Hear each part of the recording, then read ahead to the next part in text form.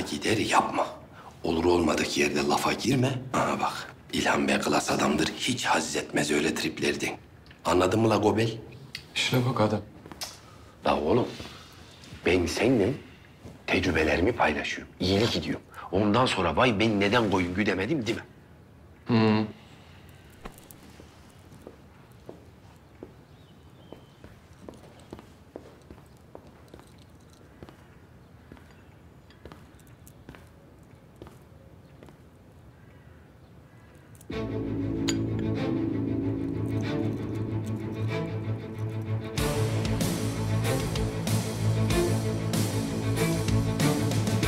Demek Eren'in oğlu sensin ha?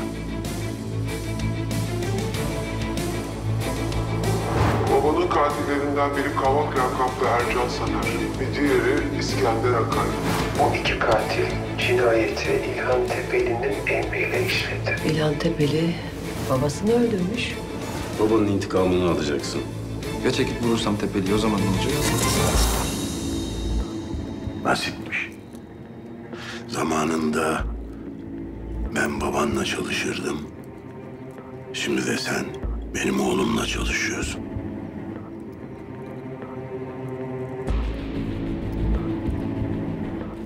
Geç otur. Otur.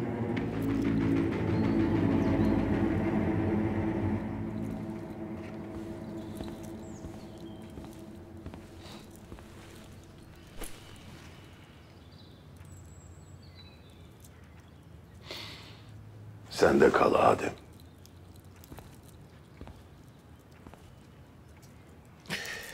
Evet, şimdi isim neydi? Kaan. Kaan. Bak şimdi bu söylediklerimi palavra olsun diye söylemiyorum. Sen bize babandan emanetsin. Böyle olmasan, bunu istemesem, uygun, münasip görmesem seni Cihangir'in yanına koymazdım. Çünkü Adem bizim oğlanla baş edemiyor.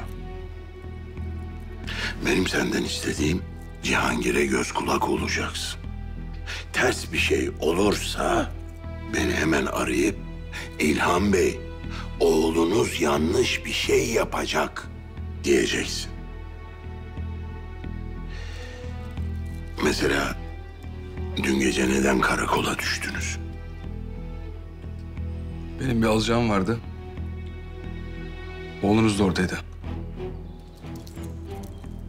Adem, sen ne yapıyordun? Gümrükteki malları... Kes lan kes. Estek köstek. Cihangir abim arıyor. Tamam. Ben öyle bir tanıyayım istedim.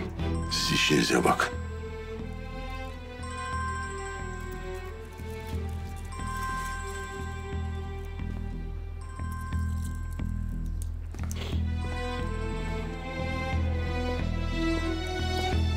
Alo abi. Dün akşamki garsonu bulmamız lazım. Buluruz abi. Şimdilik kimse bilmesin ama.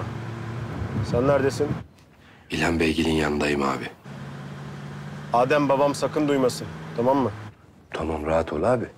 Hiç kimse duymaz. Sen hiç merak etme. O hangi kuyuya girdiyse bulur getiririm ben sana. İyi aferin.